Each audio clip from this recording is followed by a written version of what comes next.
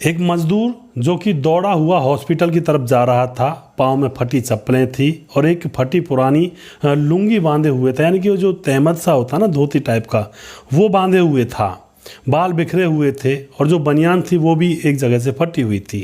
सीधा हॉस्पिटल में जाता है, जाकर के देखता है वहाँ पर उसकी पत्नी, जिसको वो पहले छोड़ चुका था या फिर पत्नी उससे पहले दूर जा चुकी थी, उसको देखता है और मरीजों को भी देखता है। पत्नी के पास बैठकर उसकी दवाइयों को जांच पड़ताल करने लगता है तो वह दवाइयाँ सारी की सारी एक्सपायर थी और नकली दवाइयाँ थी वो भी एक्सपायर थी।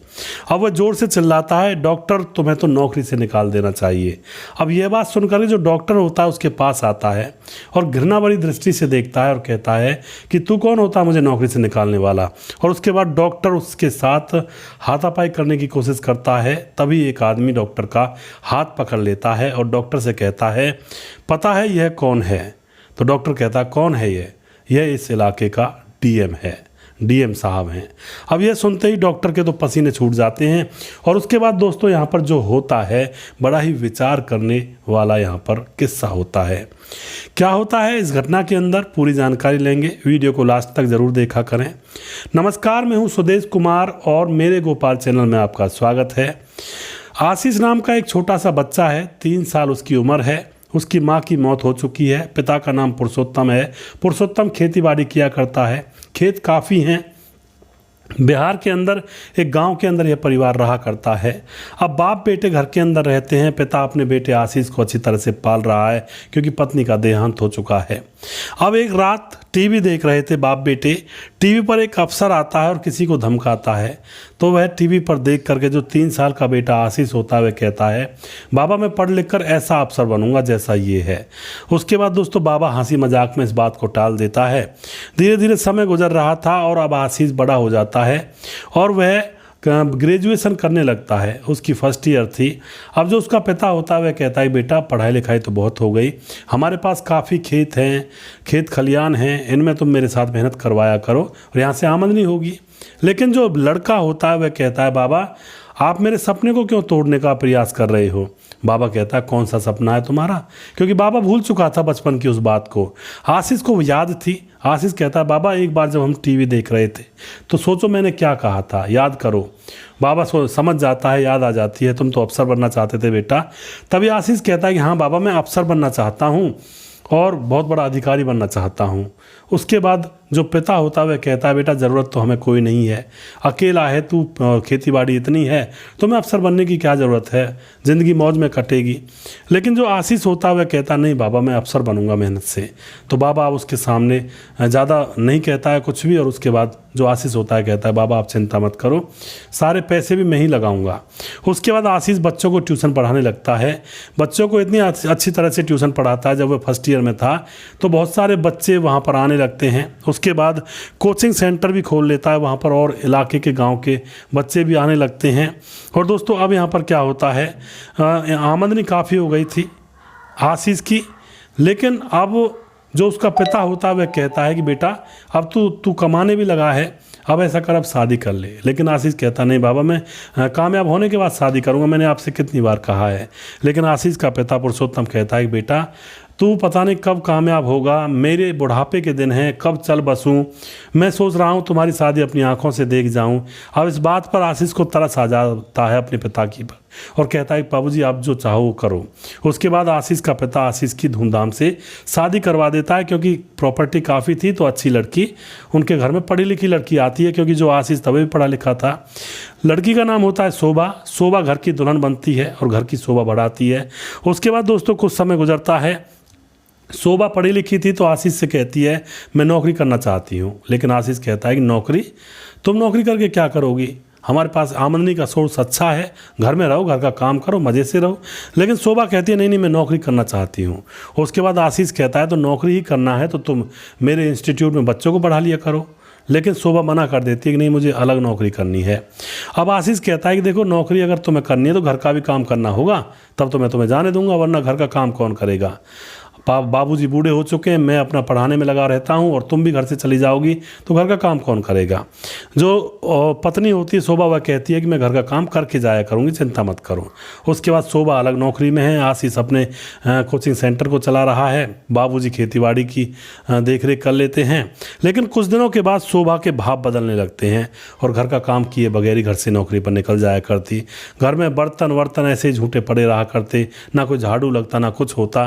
तो बहुत बुरा लगता है आशीष को। आशीष शोभा से कहता है तुमने कर दी ना वही बात जो मैं कहा करता था कि नौकरी लगने के बाद कहीं ऐसा ना हो, घर को छोड़कर ऐसे ही निकल जाया करो।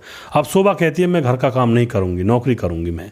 आशीष कहता है मैंने तुमसे कभी कोई पैसे मांगे नहीं कि भाई मुझे पैसे दो घर चलाने के लिए, फिर तुम किस बात का घमंड कर रही हो कि मैं नौकरी करती हूँ, घर का खर्चा चलाती हूँ।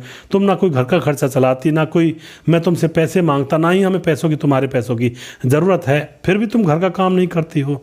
मेरे बाबा ने इसीलिए शादी की थी कि घर में कोई रोटी पानी करने वाली एक जो दुल्हन है वो आएगी तो हमारा पेट अच्छे से भर जाएगा, और तुम वो काम कर नहीं पा रही हो तो ये तो सारा काम बेकार हो गया। अब दोस्तों उसके बाद इनके बीच में झगड़ा होता है और शोभा रूठ करके अपने मायके चली जाती है। इधर जो आशीष होता है वह अपने काम में लगा हुआ था। अब जो बूढ़े बाबा होते हैं पुरुषोत्तम, वह कहते हैं आशीष से कि बेटा तुम जाओ बहू को मना लाओ, बहुत ही गुस्से में थी, अब तो वह उसका गुस्सा उतर गया होगा। अब जो आशीष होता है मनाने के लिए अपनी पत्नी को चला जाता है उसके मायके में, लेकिन वहाँ पर तो और ही कहानी चल रही थी। जो उसकी पत्नी थी शोभा, वह तलाक के कागज़ बनवाए हुए थी और आशीष को तलाक के कागज़ दे देती है कि मुझे तुमसे तलाक चाहिए। अब आशीष उन कागज़ों को उसके मुंह पर फेंक देता है, कहता है कि अगर तुम्हें मेरे घर पर नहीं आना है तो बेशक मत आओ, लेकिन मैं तुझे तलाक नहीं दूंगा, मैं तुझे अलग नहीं होने दूंगा, तुम्हारी मर्जी है यहाँ रहने की, तुम यहाँ रह लो, कोई दिक्कत नहीं है। उसके बाद आशीष अपने घर आ जाता है, बाबा को सारी बात बता देता है और उसके बाद आशीष अब तैयारी में जुट जाता है क्योंकि उसकी फाइनल ईयर कंप्लीट हो चुकी थी। तैयारी बड़ी शिद्दत से करता है और दोस्तों वह डीएम बन जाता है। डीएम बनने के बाद उसकी नौकरी अच्छी खासी थी और अच्छे अच्छे काम किया करता था। तो उसके पास खबर आती है कि यहीं पर शहर में सरकारी अस्पताल में जो डॉक्टर हैं उनकी मनमानी चलती है, मरीजों के साथ गंदा व्यवहार करते हैं, गुस्सा करते हैं, उनको धमकाते हैं।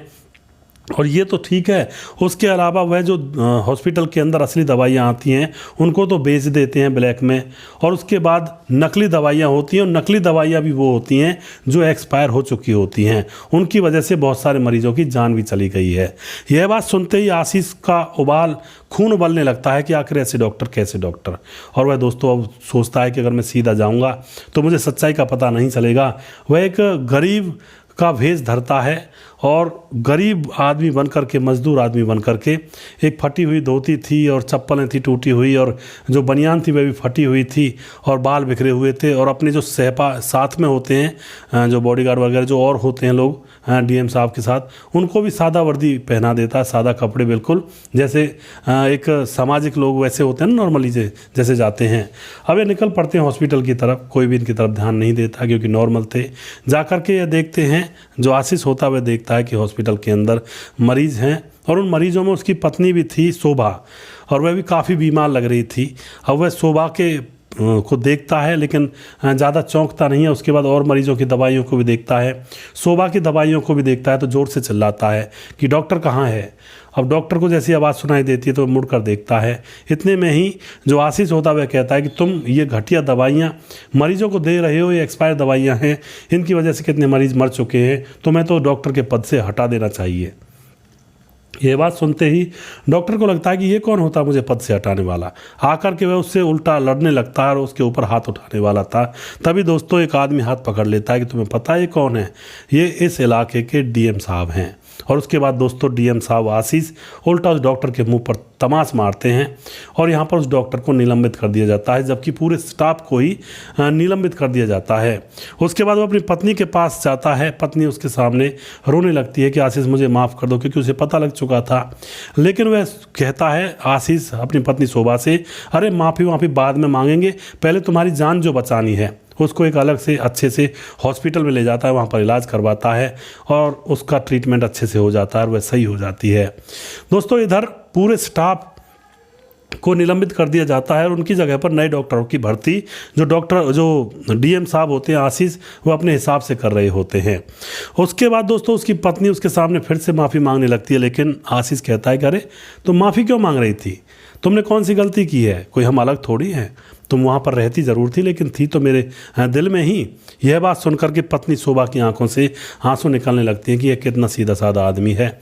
उसके बाद जो आशीष होता है अपनी पत्नी से कहता है कि बताओ मेरे साथ रहना चाहोगी या अभी भी मायके में जाओगी, और तुम यहाँ हॉस्पिटल में आई कैसे। तो वह बताती है कि आशीष तुम्हें पता है मेरे बाबा की मौत हो चुकी है, थोड़े से बीमार थे इसी हॉस्पिटल में आए और यहाँ पर नकली सगली दवाइयाँ इन डॉक्टरों ने दी, एक्सपायर दवाइयाँ, मेरे बाबा की मौत हो चुकी है और हो गई है। उसके बाद मैं भी बीमार पड़ी, मैं भी यहाँ पर आई, इतनी बीमार नहीं थी जब यहाँ पर आई थी और यहाँ पर रहते रहते मैं और ज़्यादा बीमार हो गई थी।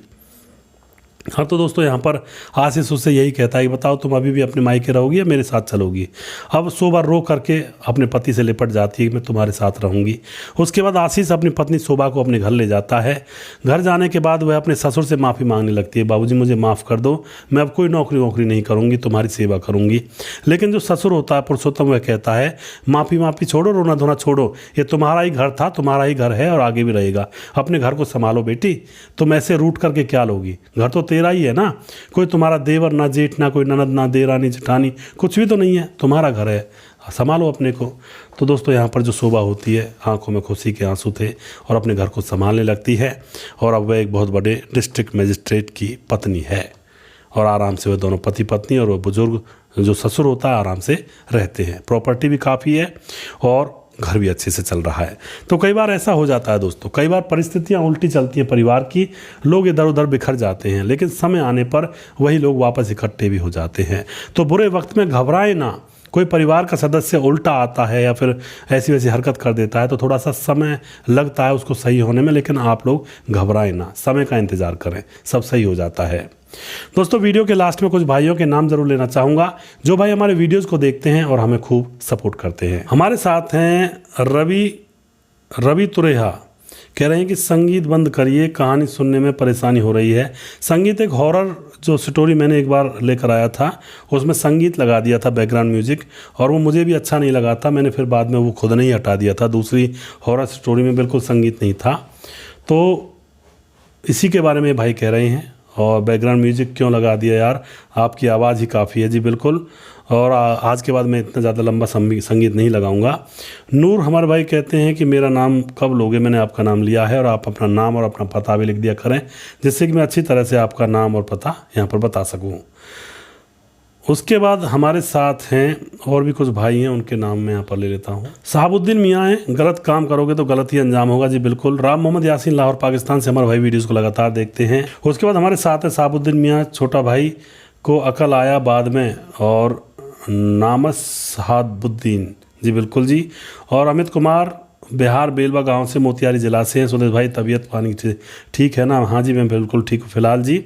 और उसके बाद हमारे साथ हैं जितेंद्र कुमार, वेरी नाइस जी, बहुत बहुत धन्यवाद जी, सुपर नाइस, बहुत बहुत धन्यवाद जी। और मिस्टर साद बॉय कमेंट करते हैं, बहुत बहुत धन्यवाद जी। लाला राम शेखावार, बेस्ट वीडियो, बहुत बहुत धन्यवाद जी। और उसके बाद मुराली गौन सूरत से हैं। और साहिब सिंह जिला बिजनौर से, सलेमपुर चीमा फार्म, साहब सिंह, बहुत अच्छा लगा जी, बहुत बहुत धन्यवाद जी। और उसके बाद हमारे साथ हैं रवि शर्मा हैं, बुरी आत्माएं होती हैं कोई माने या ना माने।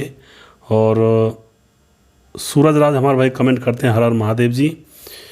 और कहानी बहुत अच्छी लगी, सीख मिली, शिक्षा मिली। खेमराज गुज्जर चिट्टी, जीबी नगर, यूपी 16 से हैं। श्यामलाल चौधरी नौका बीकानेर राजस्थान से हमारे भाई। और सुखवीर हमारे भाई, सर जी आपका वीडियो बनाते हो और इंसान की ज़िंदगी भी सुधार देते हो जी, बहुत बहुत धन्यवाद जी सुखवीर जी।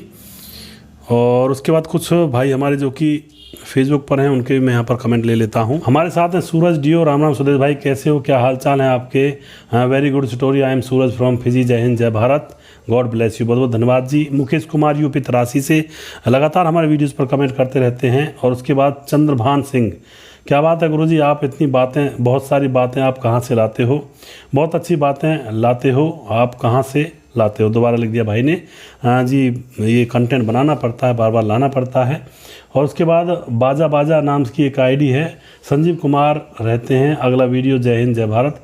भारत मुझे कुमार, आपका वीडियो बहुत अच्छा लगा है। मुरली जी बिल्कुल जी, और लिखने में थोड़ी गलती हुई है भाई से। कैलाश चौधरी हमारे भाई, कैसे हो सुदेश भाई, कहानी बहुत पसंद आई। और कैलाश चौधरी कल्याण महाराज से। कैलाश जी हमारे बड़े भाई जो कि हमें लगातार सपोर्ट करते हैं, बहुत बहुत धन्यवाद करते हैं हम भाई का। राजेंद्र कुमार हमारे भाई, बरवाल हिसार हरियाणा, टिप टॉप, और नंबर दे रहे हैं अपने फ़ोन का। राजेंद्र जी आप अपना नंबर बिल्कुल ना दें कमेंट बॉक्स में, और सभी दर्शकों से कहना चाहता हूं कि अपना फ़ोन नंबर कमेंट बॉक्स में बिल्कुल ना दिया करें। कोई कैसा फ़ायदा उठा ले तो इस बात पर मेरी पर ध्यान ज़रूर दें, और राजेंद्र जी आप अपना फ़ोन नंबर हटा लें। उसके बाद तेजी रहमान हमारी बहन, गुड मॉर्निंग भाई, from Sydney Australia, very interesting story, happy ending at last, keep up your work great. जी बहुत बहुत धन्यवाद बहन आपका, इसी तरह से आप सपोर्ट करती रहें। मुश्ताक खान, नमस्कार जी मुश्ताक खान, हिमाचल प्रदेश डिस्ट्रिक्ट सोलन, और आपकी वीडियो हम देखते भी हैं और शेयर भी करते हैं। जी बहुत बहुत धन्यवाद मुश्ताक खान जी, आप इसी तरह से सपोर्ट करते रहें। उसके बाद राघाराम बाला कमेंट करते हैं, उमेश भट्ट कमेंट करते हैं, बहुत सुंदर कहानी। रामराज सोनी कमेंट करते हैं, वीरू कुमार कमेंट करते हैं, भीख सिंह हमारे बड़े भाई कमेंट करते हैं, खूब सपोर्ट करते हैं भाई हमें। उसके बाद मोहम्मद तमराज आलम कमेंट करते हैं, प्रवीण बघेल शिवपुरी से हैं, प्रेमचंद शर्मा हैं, और छोटे जी गुर्जर बड़सूरी से कमेंट करते हैं, प्रवीण बघेल शिवपुरी से हैं। और उसके बाद फ़हीम खान कमेंट करते हैं, मोनू जैन कमेंट करते हैं, मिर्जा बेग कमेंट करते हैं, सलाउद्दीन खान कहते हैं कि आपका वीडियो का तो इंतज़ार रहता है भाई, बहुत बहुत धन्यवाद सलाउद्दीन खान जी। और साहब विर्क हमारे भाई जिला बिजनौर से, सलेमपुर चीमा फार्म, साहब सिंह, बहुत अच्छा लगा जी आप वीडियो सुनकर, जी बहुत बहुत धन्यवाद जी साहब विर्क जी। जगवीर सिंह अति सुंदर, बहुत बढ़िया जी। उसके बाद चरणजीत दहिया, नाइस भाई जी। पृथ्वी सिंह हमारे भाई कहते हैं कि सुदेश भाई ऊपर वाला साथ है, जैसा ही होता है। जी बिल्कुल जी, ऊपर वाले चाहते हैं वही काम होता है। बबली वर्मा कमेंट करते हैं, राम अवतार गौतम, आपकी कहानी बहुत अच्छी है सर जी, बहुत बहुत धन्यवाद जी। राजेश सक्सेना, राम राम जी। अमन विरदी स्नो, बहुत ही अच्छी स्टोरी है। अमन रामपुर फूल भटिंडा पंजाब से, बहुत बहुत धन्यवाद करते हैं जी अमन जी, आप इसी तरह से सपोर्ट करते रहें। सरपंच सोहन लाल वर्मा कमेंट करते हैं, मानिक चंद्र कमेंट करते हैं, संजय कुमार बैरवा कमेंट करते हैं, रवि बघेल सर आपकी नेक्स्ट वीडियो का इंतज़ार रहेगा जी, जल्दी मैं नेक्स्ट वीडियो लेकर आता हूं। और शांता महावीर, वो अच्छा बेकार ही अच्छा था, वरना वो बच्चा कब का मर जाता। जी बिल्कुल जी। और जो भाई रह गए हैं, बहुत सारे भाई हमारे ऐसे हैं जो अभी कमेंट नहीं कर पा रहे हैं, क्योंकि मैं कई दिनों तक गायब रहा था फेसबुक यूट्यूब से, तो वो भाई शायद हो सकता है उनके सामने वीडियो ना आती हो, तो उनसे गुजारिश करता हूँ आप चैनल को सर्च करके, फेसबुक पेज को सर्च करके तिरछी बात भारत के नाम से एक बार वीडियो ज़रूर देखें, फिर उसके बाद आपके पास नोटिफिकेशन आने चालू हो जाएंगे। अगला वीडियो बहुत जल्दी फिर से लेकर आऊँगा, तब तक आप खुश रहें, सावधान रहें। जय हिंद, जय भारत।